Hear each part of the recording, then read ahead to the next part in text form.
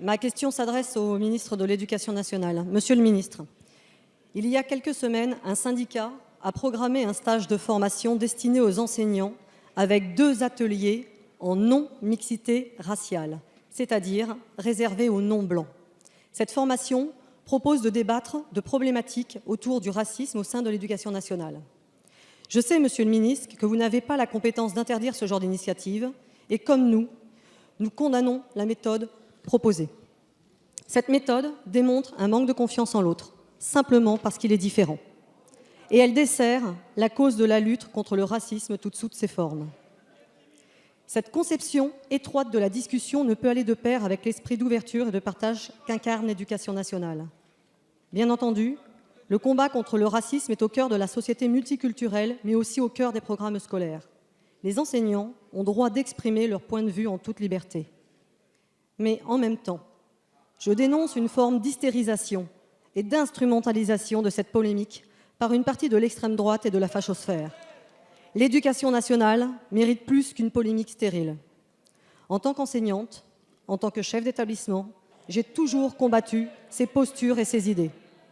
Aussi, monsieur le ministre, ma question est simple, et vous l'avez très bien rappelé dans votre lettre de rentrée aux enseignants pour expliciter votre approche de la confiance et de la liberté. Pourriez-vous nous dire, ici, devant la représentation nationale, comment vous comptez faire pour donner confiance à tous les acteurs de l'éducation nationale afin qu'ils assurent leur mission en toute sérénité? Je vous remercie.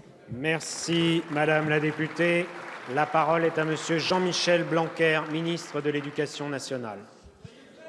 Monsieur le Président, Mesdames et Messieurs les députés, Madame la députée Cécile Rilhac, tous les hommes naissent libres et égaux en droit. C'est l'article 1er de la déclaration du 26 août 1789 qui, je pense, est à l'origine de l'engagement de tous les membres de cette Assemblée. C'est aussi ce que professe notre institution scolaire et tout ce qui met en cause ce fondement de notre République, de notre histoire républicaine, est évidemment très grave.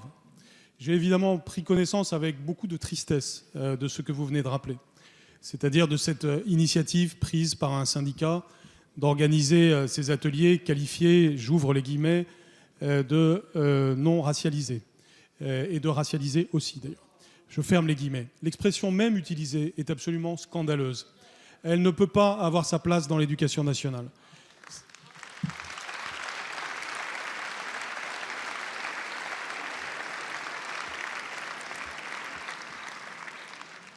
On parle de non-mixité raciale, on parle de blanchité, on parle de racisé. C'est-à-dire les mots les plus épouvantables du vocabulaire politique sont utilisés au nom, soi-disant, de l'antiracisme, alors qu'en fait, ils véhiculent évidemment un racisme. C'est pourquoi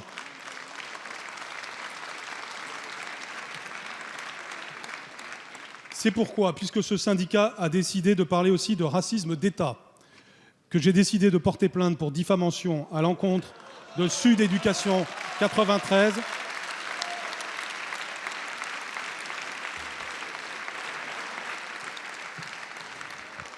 en vertu de l'article 29 de la loi du 29 juillet 1881. Et je regrette que le syndicat national ne se soit pas désolidarisé de la section de Seine-Saint-Denis.